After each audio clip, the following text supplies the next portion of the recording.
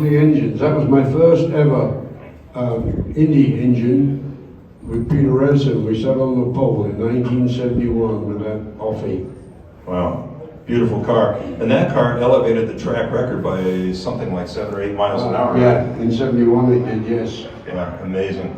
So Peter Revson, he finished second that year, if I recall. Yeah, and it was his fault. We were leading with 20 laps to go, and he came into the pits and said he had a vibration. He shook the front wheels, and go! And whilst we were messing around in the pit, Big Al just sailed by and won his second or third Indy 500, Wow. second I think. But yeah, we gave that one away.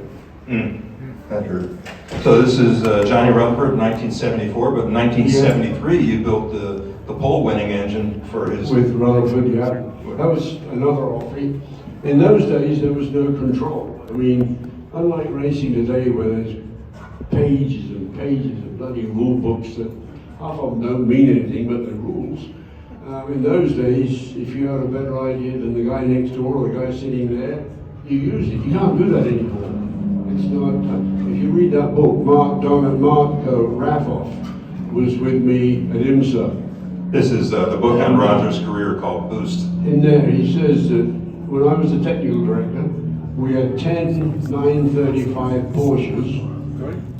There wasn't two the same, but they were all legal. And each guy had a different idea, and you could do different stuff. And there wasn't a bunch of people. You can't do that. You can't do that. And I know it's just out of control right now. Yeah. What kind of feeling was it after Rutherford wins the 500 with a car with the engine that you built? It was a good feeling, but I went back to England 2 days later, so I didn't get to have all the fun. and I don't know what happened to my ring. I had it somewhere, and I don't. Anyway, that's another story. But that picture there, in those days, ladies were not allowed in pit lane. And when you read Johnny Rutherford's story in there, he still thanks me that I was strong enough and young enough to pick up his wife on one side of the fence and lift her into pit lane so she could come and have a picture. And that's in the book, he remembers that. And that was 73. We were, I don't know where we were. Rutherford just lost his buddy.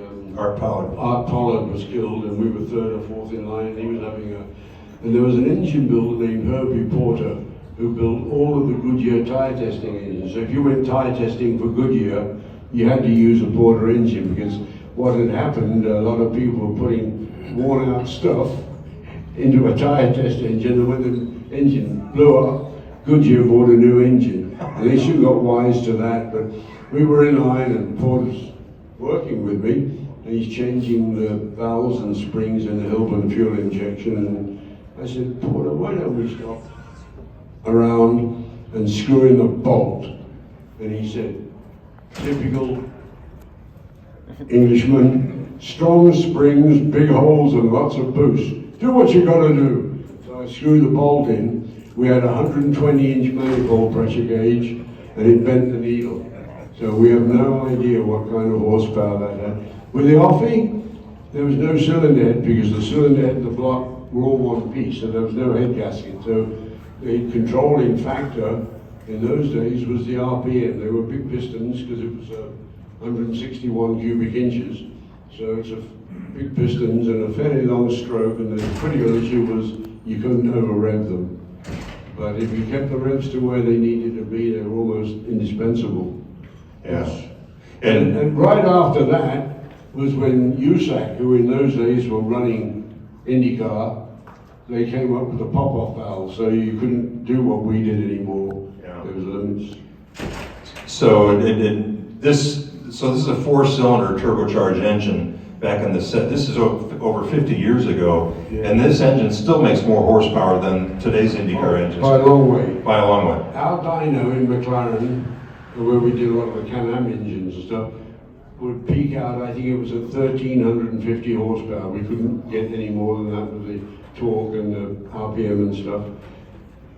So we have no idea how much horsepower. So it maxed out the horsepower. Oh, it maxed out the horsepower, and that's when USAC said enough's enough, and came up with a pop-off. 1,340 horsepower out of a 2.6 liter 4-cylinder turbo. Pretty, 50 years ago, imagine. And no electronics, right? I mean, Well, there was a Hillman fueling, oh, none of this current stuff, no. We were hard pressed. It had a Mallory Magneto on there. A guy named Boris was the Mallory guy in those days. And he had a room at McLaren's engine shop in there. And he was a weird dude. He'd come in and he'd start work at 4 o'clock in the afternoon, and by 6 o'clock at night he was bringing the vodka and the gin around for everyone to have a pint. Kind of missing. There ain't many guys like Boris around anymore. But having said that, there ain't many people like Herbie Porter anymore because you can't do anything. The racing these days is so restrictive, and I have very little to do with the IndyCar side of things anymore, but I'm still the commissioner for the IMSA series, which is, you know, owned by NASCAR, and I do get a little bit of say, and I hate BOP. If he and I go to Chevrolet to get balance of performance, a reguide engine kit, he puts this together, I put mine together, he gets 750 horsepower with this. Oh, I only got 695. That ain't his problem. But they don't see it that way. They bring everybody down to the common denominator. And you look at the NASCAR race these days, which I'm not fond of doing, you'll see 40 cars running around in order for the down near first half of the race. They're all saving fuel. They don't want to use the tires. There's a tire regulation. They have to use X number of tires, this tire. It's just that when I was at Cooper in Formula One with Bruce, we leave the shop on a set of Dunlop D9 green spots, which, Sharp here, he can probably remember him. He's old enough. I remember. Yeah. We would practice and qualify on one set, put a new set on for the race, and go and race a 200-mile Formula One race at Silverstone. Now you've got to change, I don't know, 3-4 sets of tires. And on top of that, people who go about the rising costs of racing. There was a guy named Lou Stanley, who he probably knows, whose wife was a big part owner of BRM in the 60s, 50s, 60s. And he did a book every year, Autocourse, whatever it was called. Autosport. It was just on Formula One. And a guy came to me a few months ago, and he got one from somewhere. And he got it out, and he said, "Hey, is this you?" I said, "Yeah, that's Watkins Glen Grid, the American Grand Prix, 1965. And he said, "Who's that?" I said, "That's Trevor Orchard, he's from York and Rindt." And he said, "So where is everybody else?" I said, "What do you mean?" He said, "So where are the other mechanics?" I said, "There aren't any, there's one more guy, and he's the team manager." And that was Roy Salvadori. He's probably sitting up on the pit wall right and waiting for us to start. He couldn't get over it. They have more people making coffee in Formula One now than we had mechanics. We left England with two cars, 2 drivers, 2 mechanics, and a team manager. And that was, we did the American Grand Prix of Watkins Glen and the Mexican Grand Prix in Mexico City with 5 guys. Now we've got 5 guys making coffee and wonder why the bloody costs are rising. It makes no sense at all. yeah, gosh. Well, another big milestone in your career, Roger, was the launch of what was called the American Racing Series, but is now morphed into Indy Next, which is the stepping stone to IndyCar. Tell us about how this got started. That is the very first corner of the very first race on April the 14th, 1986. That's at Phoenix, where I don't think IndyCar run anymore, do they? No. But that was the very first ARS race, and then in 1989, a guy that I'd worked with from Firestone in 80, that was my last thing I did. I ran a Mustang for McLaren at the Daytona 24 Hours, and it was sponsored by Firestone. And I got to know this guy, Al Spire, pretty well, and we were at Denver, running around the streets there in those days, and he came over and he said, "Roger, what would it cost me to put Firestone tires on your ARS cars?" I said, "$1 million." He said, "Okay, thank you." I thought, well, never hear from him again. About 2 weeks later, my secretary comes in, she says, "Roger, there's a Mr. Spire on the phone." He goes, "Hey, Al, what you doing? How's it going?" He said, they agreed to it. I said, "What do you mean?" He said, "They had a board meeting and they've agreed to the $1 million on 2 things." So what's that? He said, "We changed the name from American Racing Series to Firestone Indy Lights, which is not a big deal. I said, but we got a problem.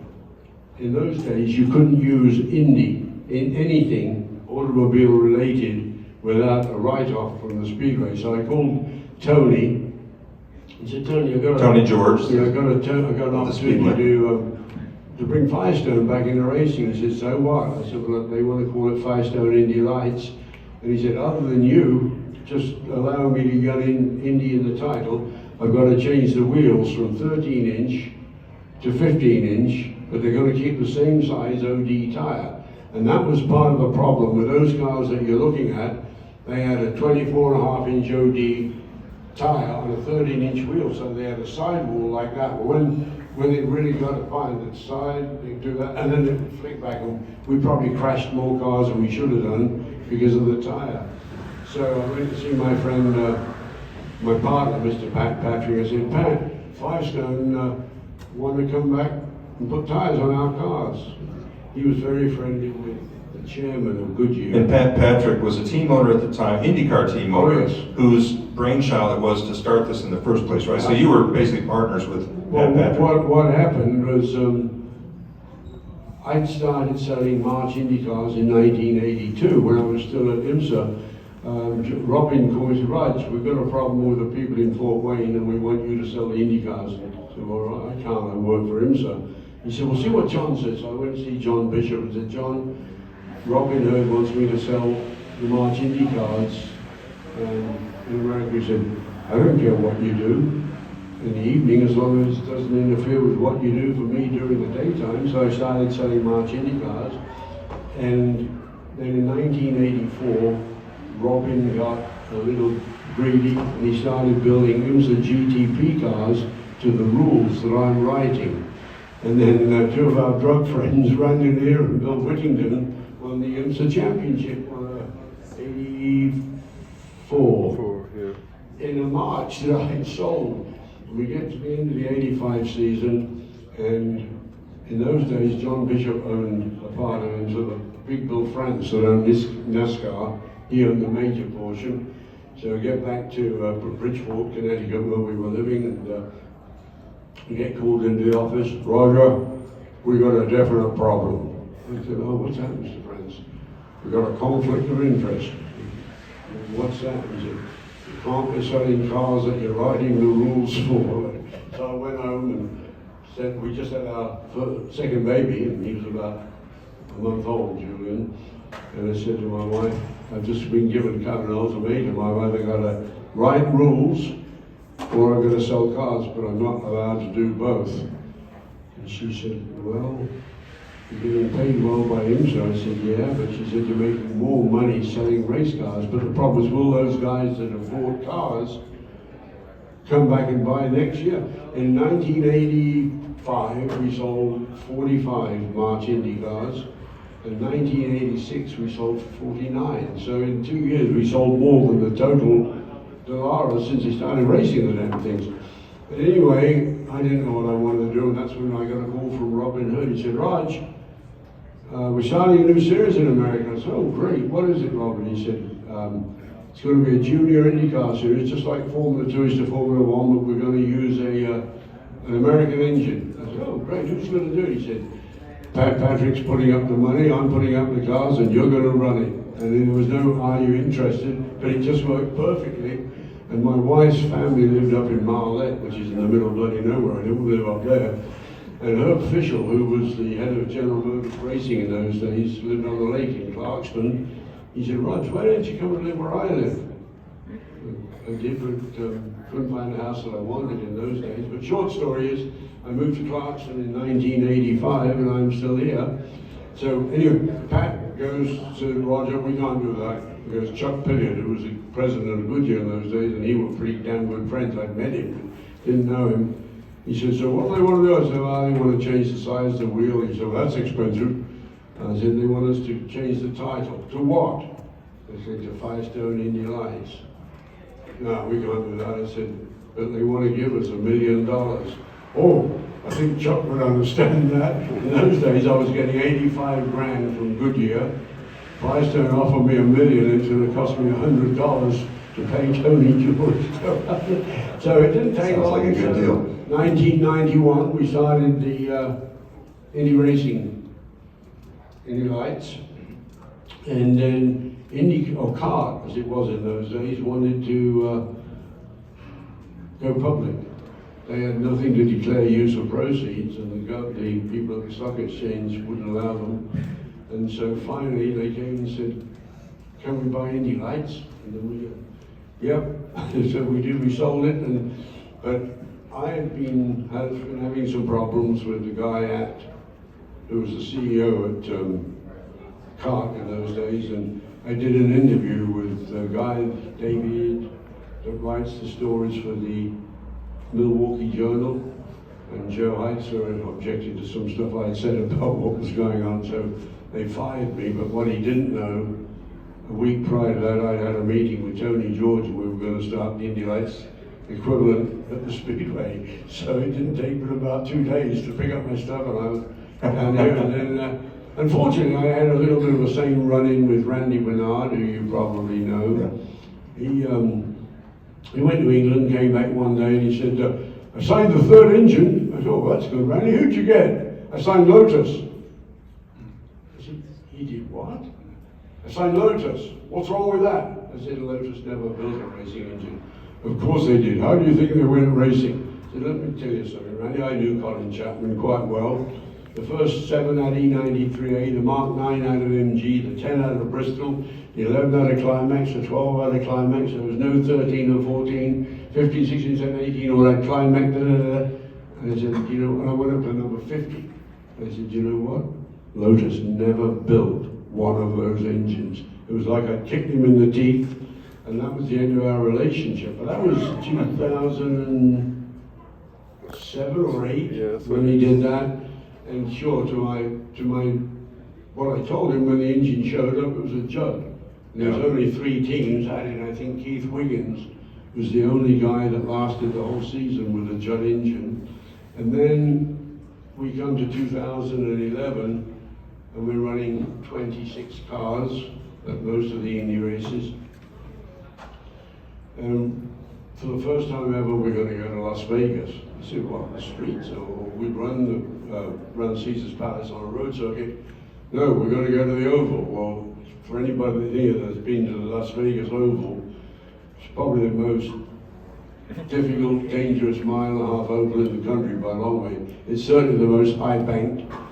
And Randy opened the field up from 26 cars to 36 and put $1 million bonus on anybody that could start last and win first. And of course, as you all know, we lost Danny. Then he wanted to do in memory of Danny Weldon, he wanted to do the 2012 Indy car. And he'd already got Delara in line. I said, "Randy, you can't do that." And he said, "Why not?" I said, "You don't realize how many 5, 10, 15, 20-man businesses you're going to put out of business." And what really upset me more than anything, he didn't care.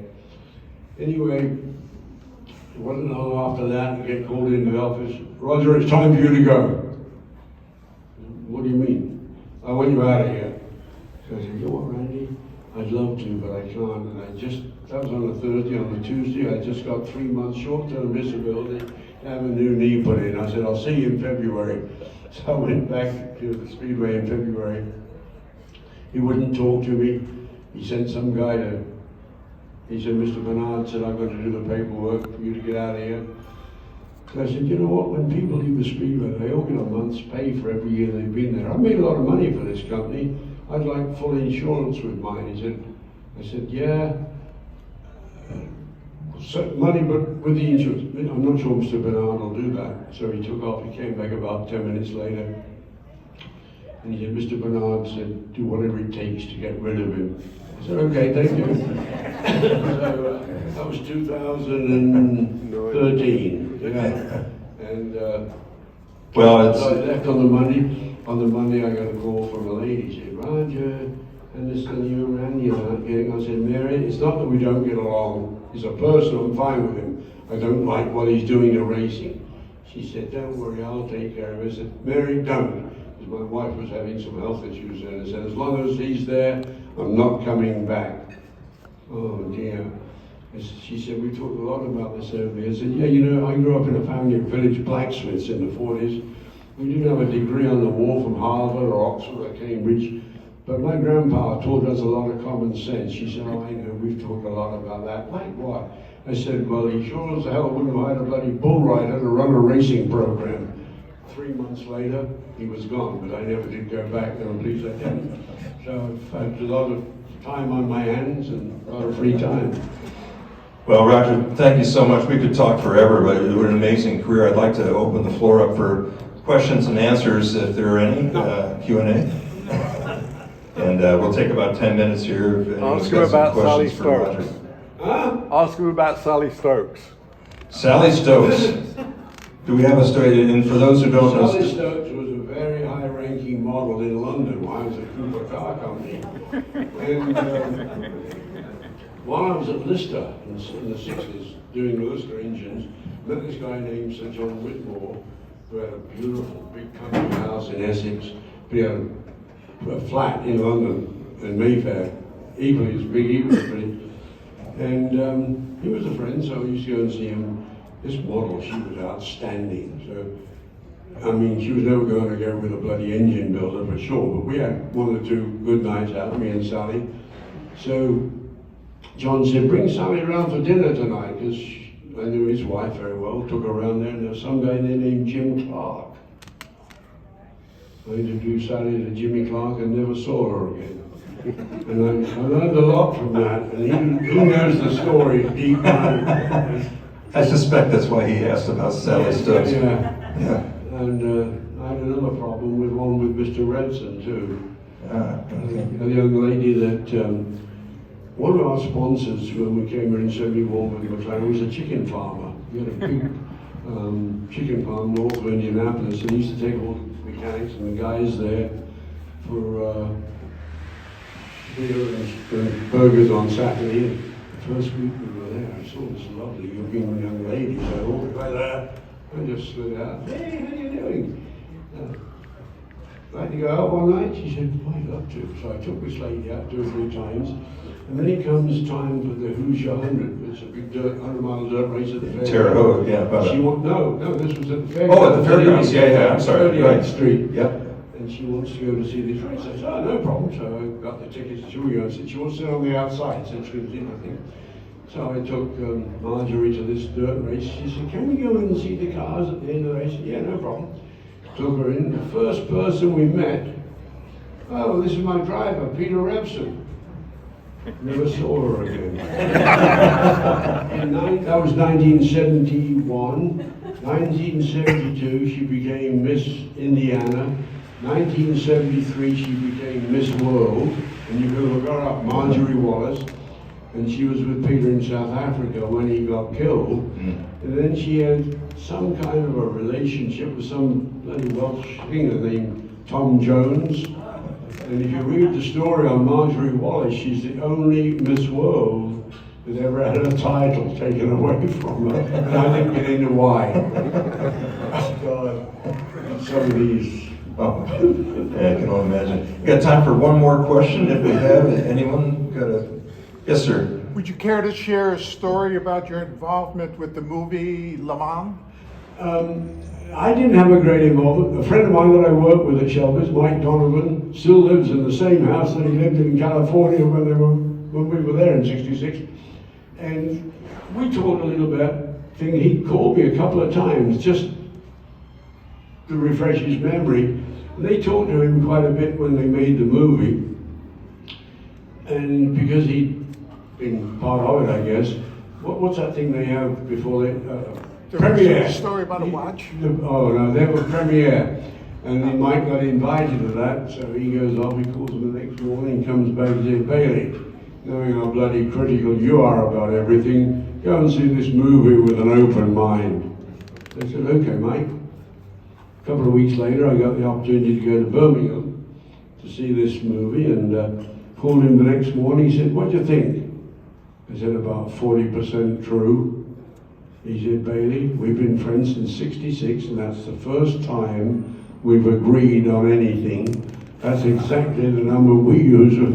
We weren't even allowed to go on the airport side of the building to eat our sandwiches in the sun at lunchtime, and here they are racing around the oil barrels under the aeroplane wings. And, I mean, it was a Hollywood movie, and unless you knew about what really happened, I mean, Ken was a trusty old bugger, he really was.